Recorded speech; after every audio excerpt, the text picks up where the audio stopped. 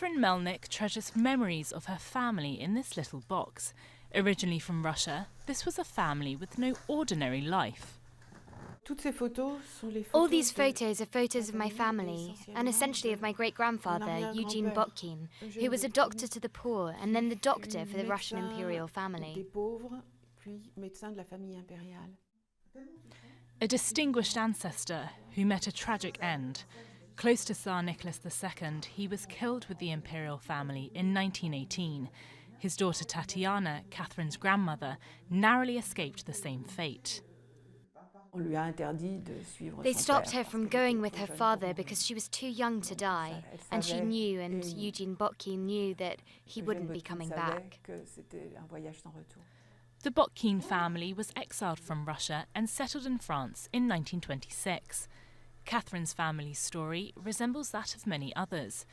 Aristocrats, soldiers, intellectuals and clergymen, all seen as class enemies by the Bolsheviks, and who all had to leave their country to save their lives.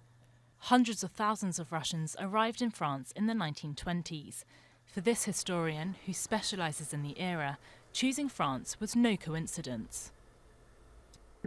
Paris was the capital of the world, not far from Russia.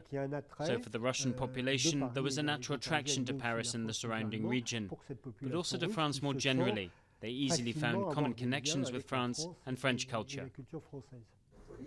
Igor Orobchenko's father was a former Russian officer who moved to the east of France in the 1920s.